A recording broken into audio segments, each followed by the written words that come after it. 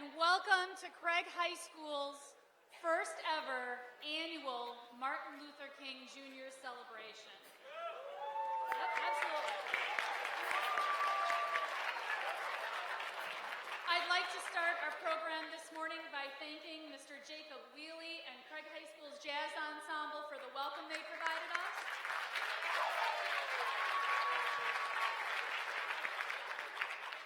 And at this time, I'd like to call School District of Janesville Youth Advocate Mrs. Stephanie Gates to the lectern. She's going to share her thoughts on the significance of this important day.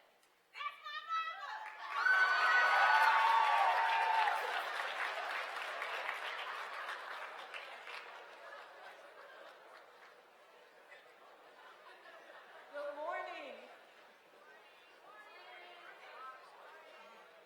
Dr. Martin Luther King holiday is significant and important because Dr. King, a husband, father of 4 children, a man who stood on the principle of nonviolence, sacrificed his life in 1968 so that we, all of us, in 2017, have equal rights as citizens of the United States of America.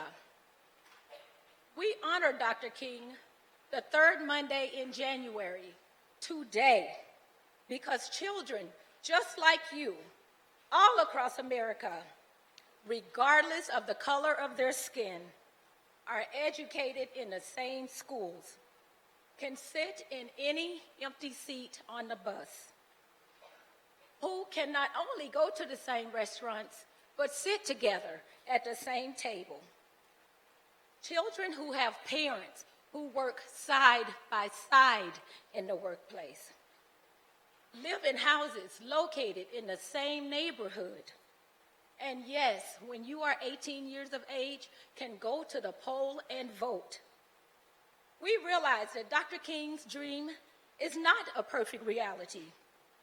However, we honor him this day because his leadership profoundly changed the reality of life in America. Thank you. Now we will hear from, thank you.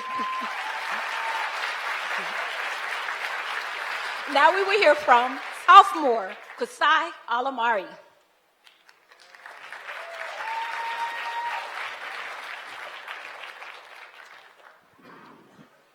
Lift Every Voice and Sing was first written as a poem, created by James Weldon Johnson.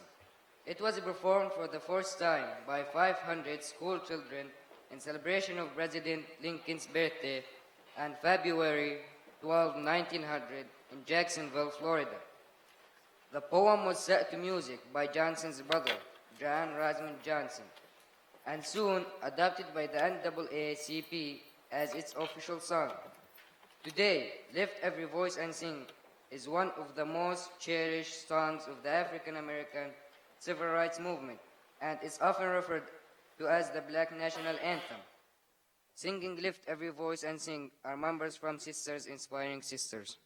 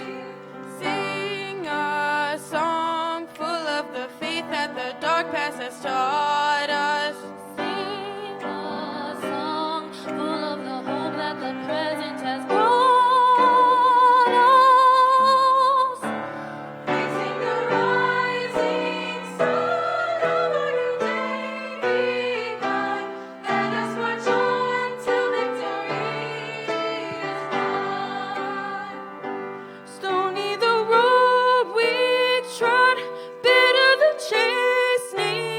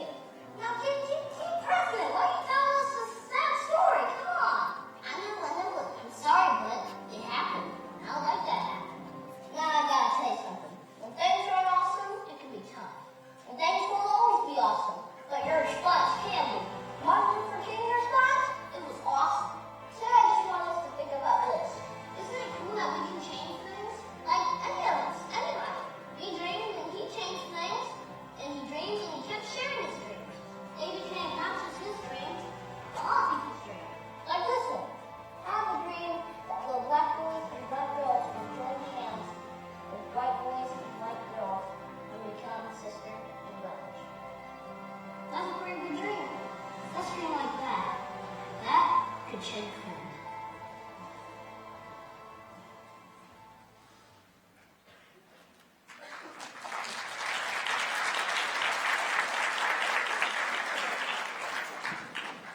After a stop in Chicago in 1983, the Irish rock band U2 felt the need to spread the message of Dr. Martin Luther King Jr. and his peaceful protest. Their 1984 album, The Unforgettable Fire, contains 2 lyric tributes to Dr. King. The final track on the album, titled MLK, is a lullaby message to future generations. Let your dreams be realized, and if the thundercloud passes rain, let it rain.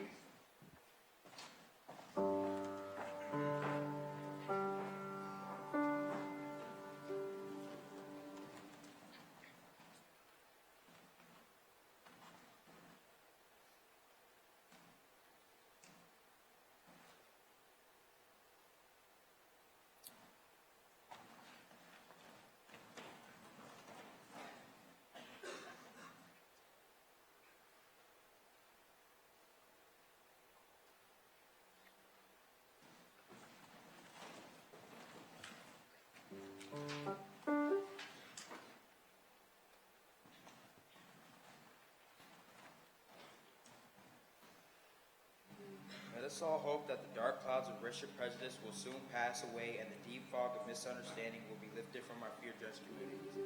And in some not too distant tomorrow, the radiant stars of love and brotherhood will shine over our great nation with all their scintillating beauty.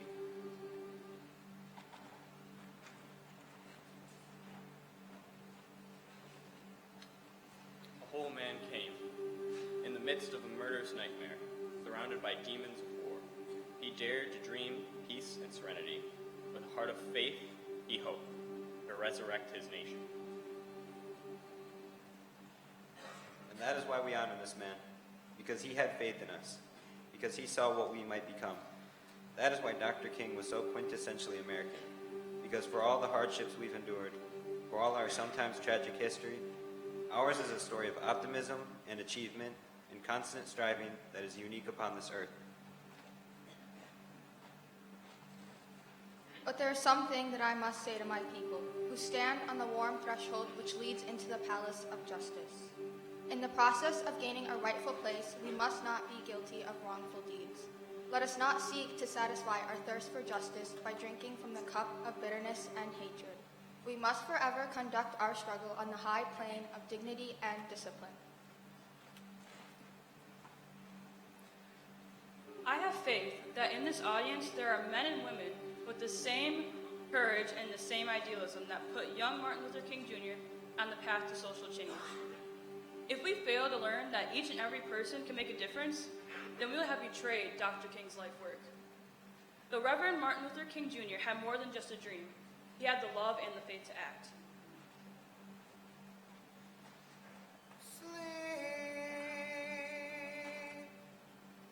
Sleep tonight, and may your dreams be realized.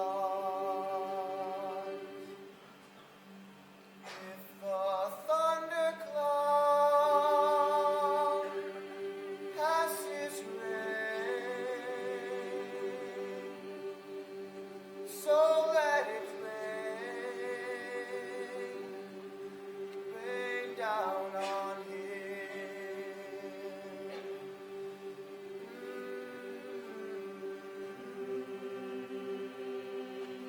So let it be.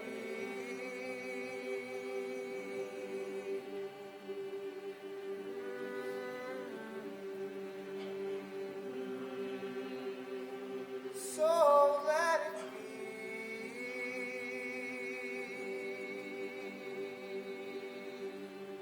Let us not wallow in the valley of despair, I say to you today, my friends.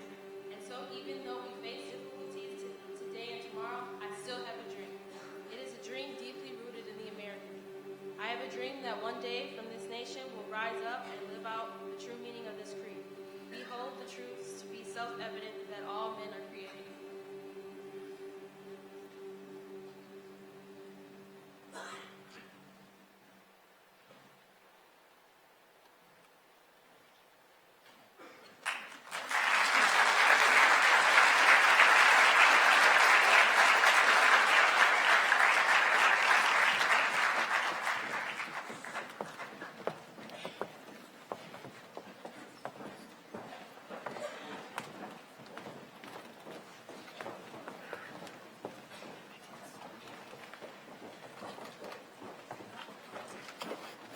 In his I Have a Dream speech, Dr. Martin Luther King Jr. stated, "I say to you today, my friends, that in spite of the difficulties and frustrations of the moment, I still have a dream."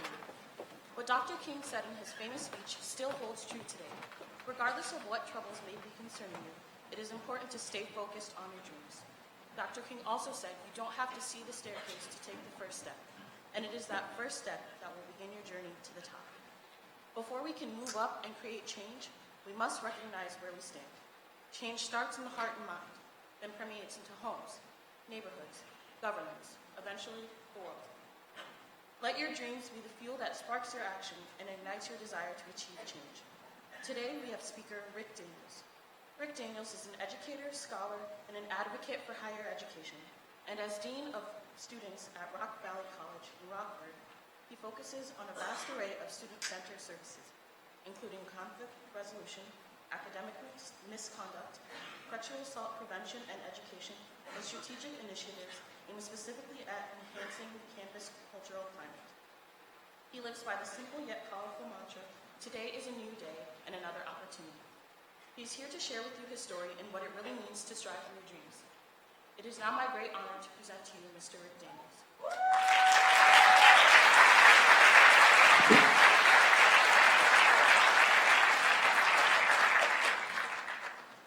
All right, good afternoon. Good morning, everybody. I'm ahead of myself. All right, good morning, everybody. All right, before we get started, I want to do what's called the world's shortest icebreaker. Okay, it's the world's shortest icebreaker. It's not designed to be long. Just follow my instructions. Okay, when I count to 3, I want everyone in the room to say your first name. All right? Okay, listen, say it loud and say it proud like you actually know it. Believe it or not, some people act like they don't know their names and they're like Jason. All right, say your name like you know it. Say it loud and proud. When I count to 3, give me your first name. 1, 2, 3. Hey, excellent. When I count to 3, give me your last name. 1, 2, 3. All right, when I count to 3, okay, let's try something fun. Let's try this one. How about Cavaliers or Warriors? Cavs or Warriors? 1, 2, 3. I heard some Cavs, some Warriors. Go Bucks. Any Milwaukee Bucks fans in the house? Yeah, okay, a few hands going up. Cowboys.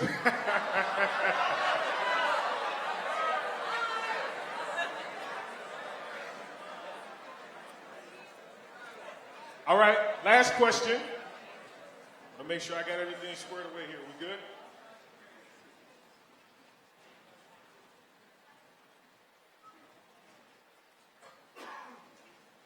All right, last question. Here we go. I want you to listen to this one. When I count to 3, I want you to tell me what you want to do with your life in 10 years. 1, 2, 3. Always get one. It's okay, man. But he was like, you got it. Always get one. It's okay. Hey, listen. Thank you for participating in the world's shortest icebreaker, and thank you for coming. My name is Rick Daniels, and I'm the Dean of Students at Rock Valley College. And I want to talk to you for a few moments today about achieving your dreams and about living your dreams. And by a show of hands, how many of you here have ever had someone tell you that they did not believe in you? Quite a few hands. How about this? Maybe someone didn't tell you this, but how many of you here have had someone show you through their actions that they did not believe in you? Yeah? My hand is up because I've had that experience too. But I want you to know that you can live your dreams. And I'm not one of those people here to tell you that you can't. I'm here to tell you that you can. You can live your dreams today. You see, I believe that no matter where you are, no matter who you are, no matter what circumstances that you are going through or have been through in your lives, you can live your dreams today. You can live your dreams today. You don't have to wait until you get to the corner office with the fancy car. You don't have to wait until you make your first platinum records. You don't have to wait until you get to the point where you feel like you've achieved it. You can start living your dreams right now. And I think there are 3 elements, 3 principles, 3 tools that if you apply them to your life, you can begin living your dreams today.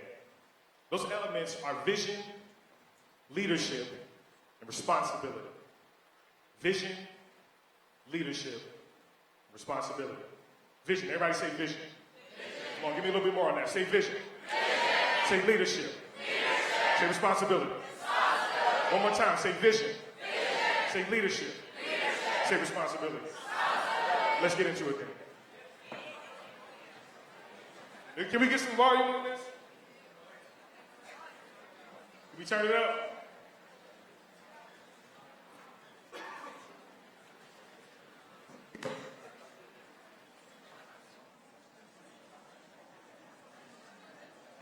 Got the volume? We good?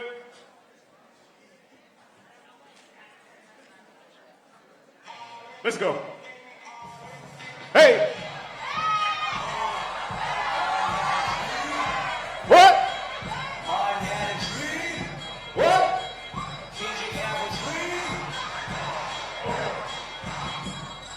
Now listen. If you don't listen to anything else I say to you over the next few moments, I want you to listen to the words that are about to come out of my mouth. All right? I need your ears for this one. I want everyone in the room to know that your dreams are real. Your dreams are real. They're real. You're looking at a man who graduated high school with a 1.6 cumulative GPA. A 1.6. You know how hard you got to work to get a 1.6? As a cumulative, like this is your academic contribution to society. I'm a graduate of the Milwaukee High School of the Performing Arts, where I majored and was trained in classical jazz. I played 4 instruments. I played drums, piano, bass, and lead guitar. I played those instruments so well, I didn't feel like I needed to do anything else. I can remember having an argument with my guidance counselor. We were getting ready to take a state aptitude test. And I told her to her face, I don't know why I'm doing this. You and I both know I'm about to become the next Puff Daddy. So we're already here. I played music. That's all I cared about. So I ran into a former musician one day and I saw the way he was living. I said to myself, you know what? That's a sign. I want to end up like that young man. And I can remember the day I decided I wanted to go to college. It was senior year. Y'all get that? I decided I wanted to go to college senior year. I can remember being at the lunch table and I told my friends I was interested in going to college and they laughed at me. And it wasn't like a snicker or a little, funny joke and we moved on. It was like a real life laugh, like I'm Kevin Harris. They got a kick out of me wanting to go to school. Looking at the type of person I was back then, I would have gotten a kick out of it too. So I applied to the only college that would accept me, Columbia College, Chicago. Now, I don't know if they still do this, but Columbia College at the time had an open admissions policy. So that meant if you put your name on the paper, they were going to let you in. And that's all I needed. That's all I had to give them at the time. So I went to Columbia. And I remember my family couldn't afford housing. It was right in the middle of downtown. It wasn't a traditional college campus like you pictured, right? It was right in the middle of State, Wabash, and Michigan Avenue. So I'm 18 years old, and smack dab in the middle of downtown Chicago. My parents couldn't afford to put me up in a place to live, so I stayed in a youth hostel for almost a year. Who knows what a youth hostel is? All right? Well, some of you do, some of you don't. Here's the difference between a hostel and a hotel. All right? In a hotel, you pay for the room. In a hostel, you pay for the bed. Meaning that I had to share my room with people that I didn't even know for almost a whole year. They used to steal my food in the fridge. I would go home on the weekends and get some of my mom's good Sunday afternoon dinner, bring it back, and by Monday it's steal it. In fact, somebody wrote me home once and said thanks. My first semester at Columbia, I got a 3.5 GPA. A 3.5. Now, many of you may be wondering, right? What's the difference between a 1.6 and a 3.5? Well, it's not a math problem. The difference between a 1.6 and a 3.5 is decision making. Decision making. When I was in high school, I decided to be a failure. When I got to college, I decided to be a success. I said, this is it. This is my shot to do more than what I've ever done. And I decided to be successful. Success and failure are often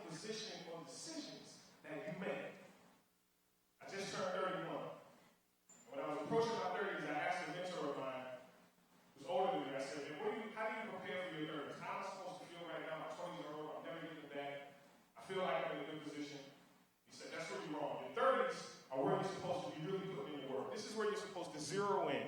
So that way when you get to your 40s and 50s, you can really do what you want to do. Anything that you do in your 30s prepares you for your 40s. And I want to give that same sentiment back to you. Anything that you are doing right now in your teens are going to prepare you for your 20s. Decisions you make in your 20s will position you for your 30s and so on.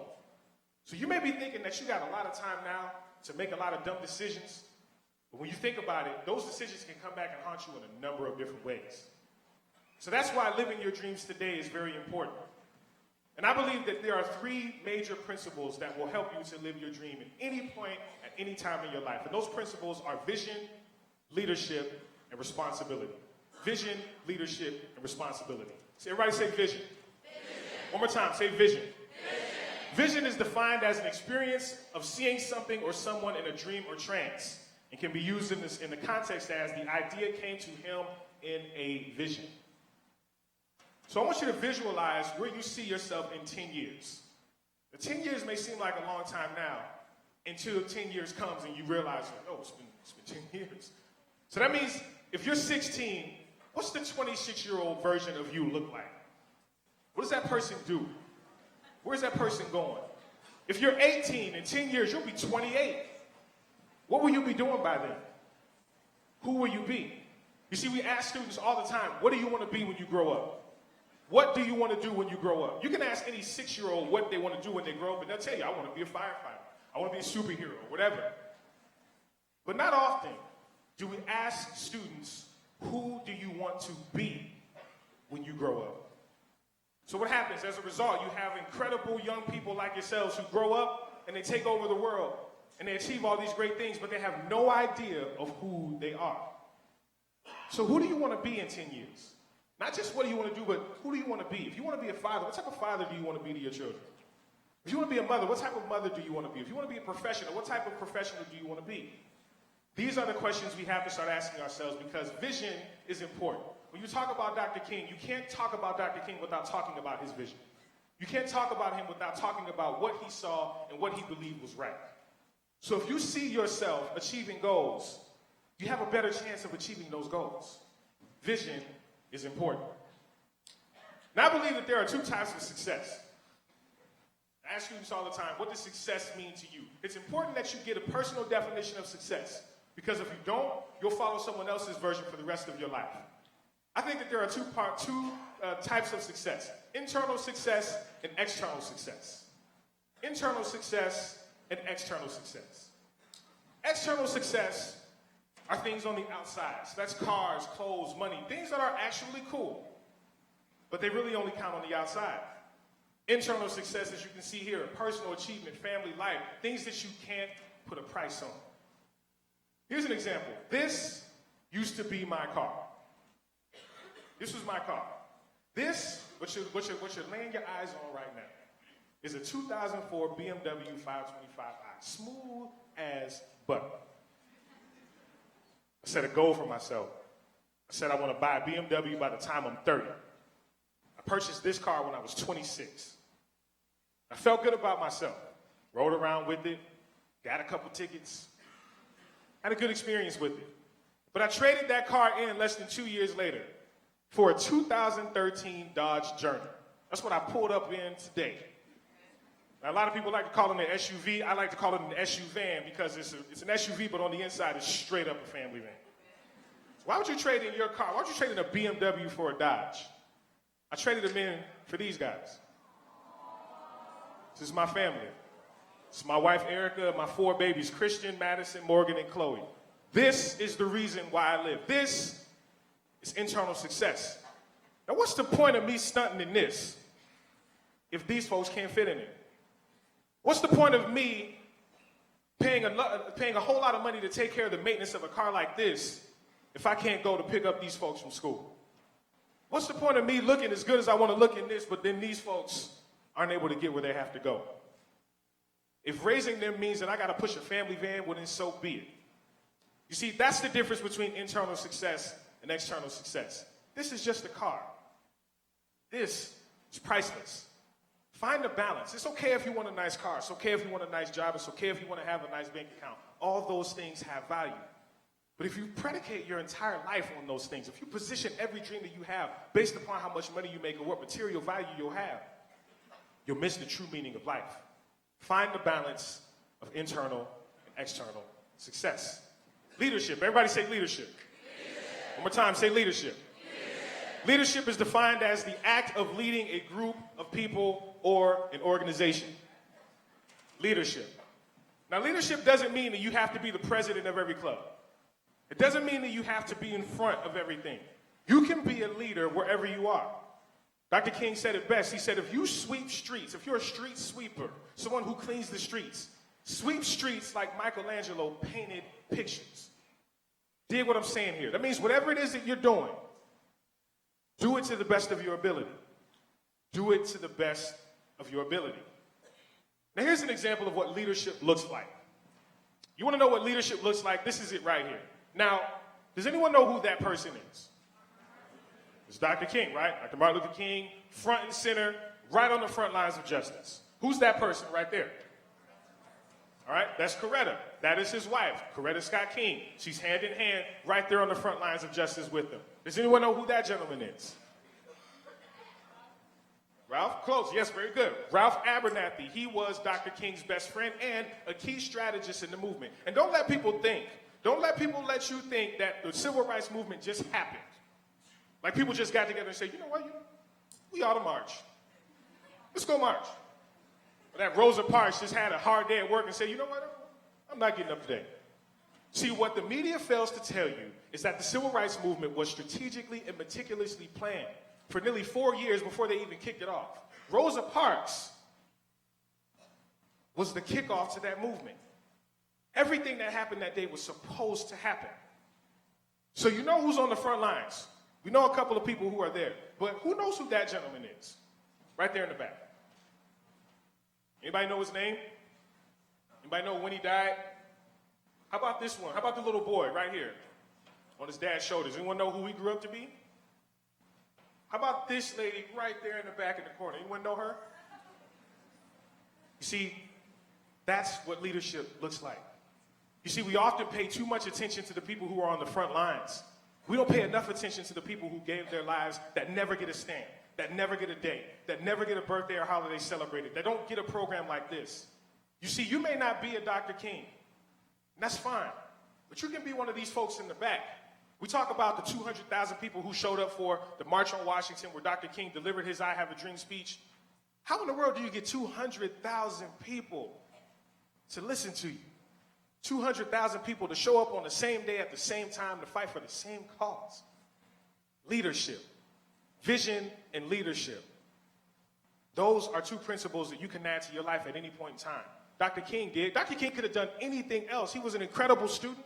He was an incredible person. He could have done anything, but he decided to fight for justice.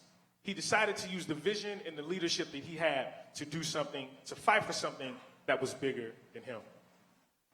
And finally, responsibility. The opportunity to act independently or make decisions. Now, the only thing I want to say about responsibility is this.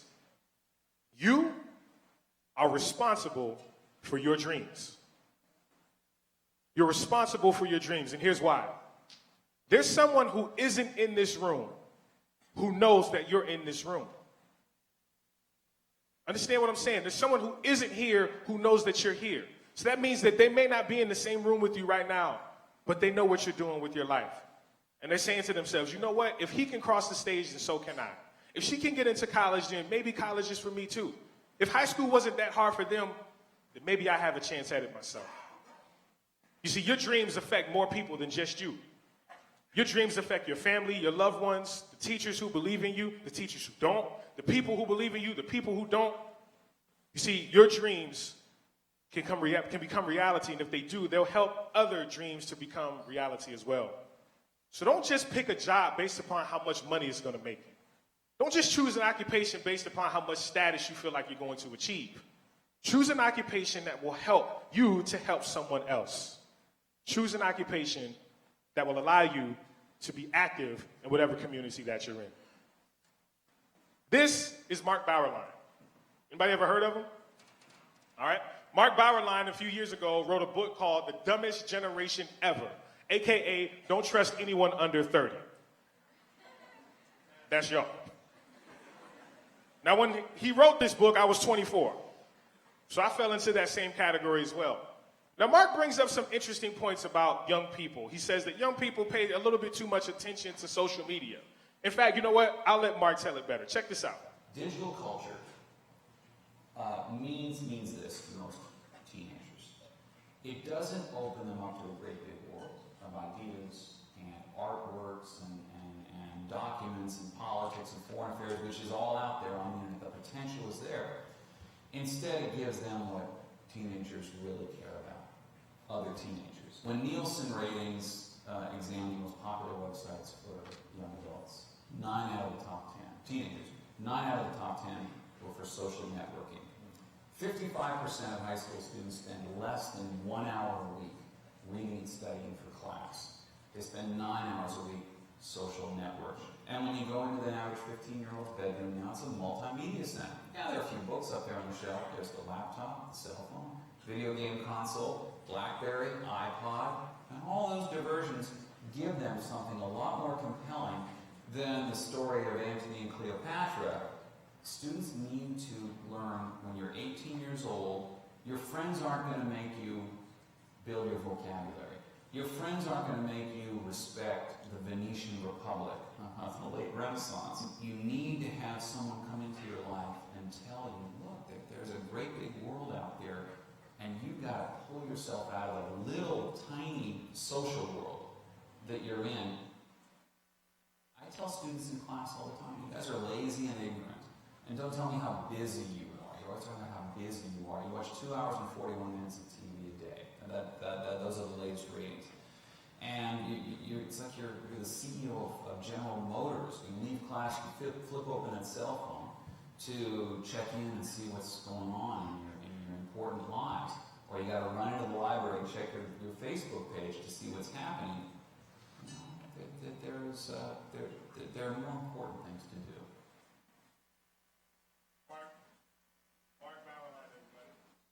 Now, Mark wasn't entirely wrong.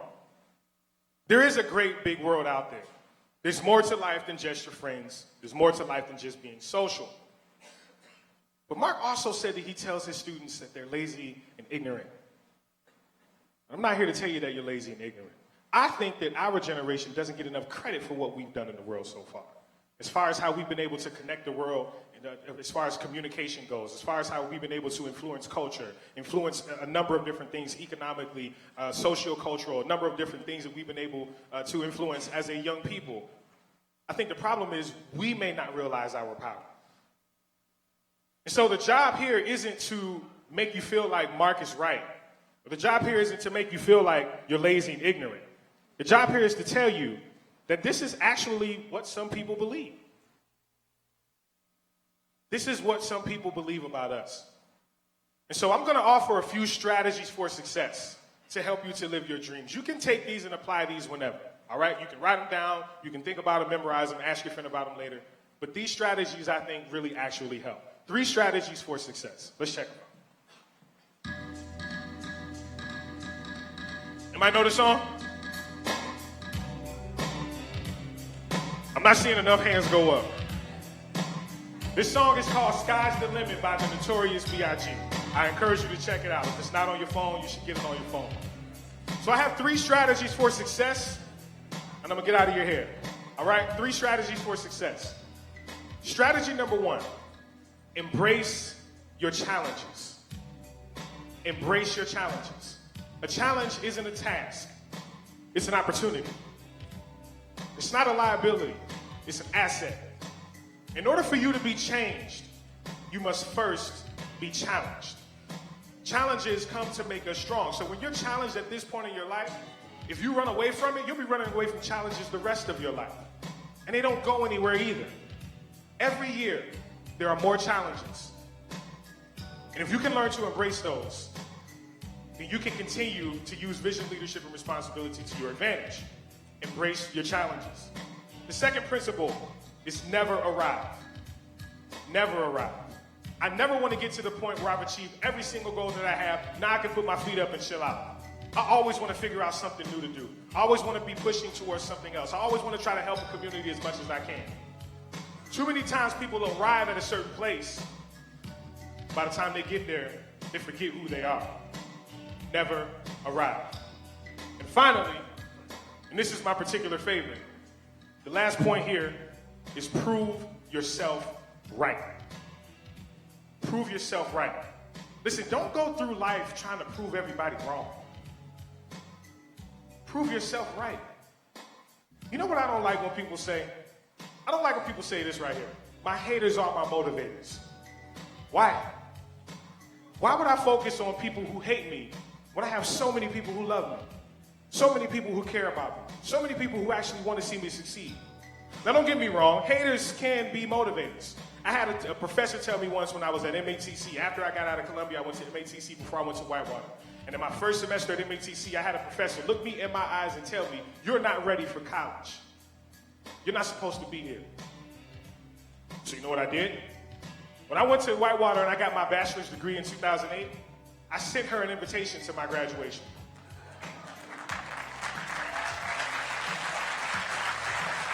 Sent it right to her.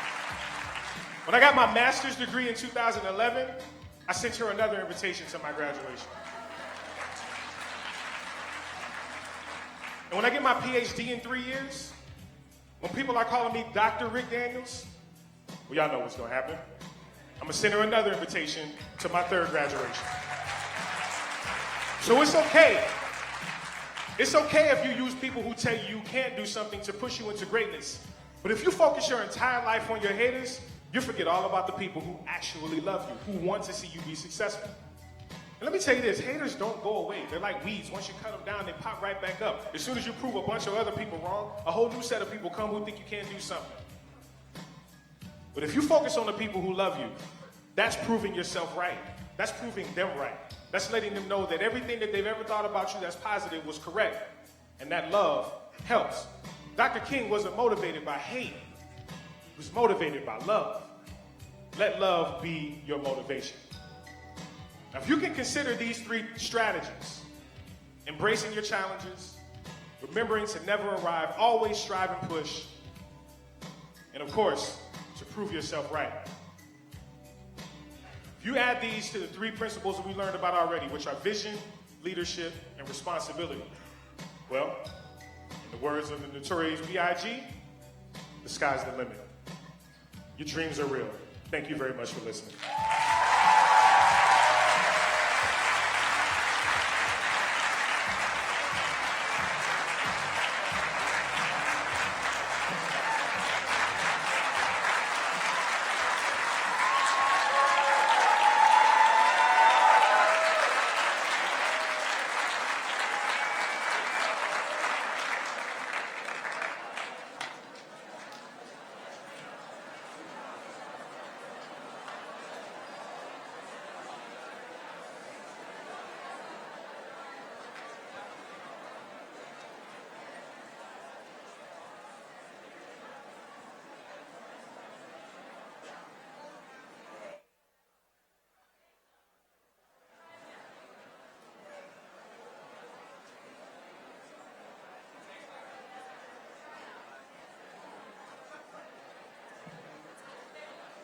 Today at Craig High School, history has been made.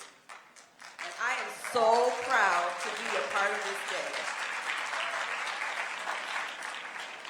A diverse group of students, staff, teachers, and yes, I've even seen some parents in the audience. Let's give them a hand.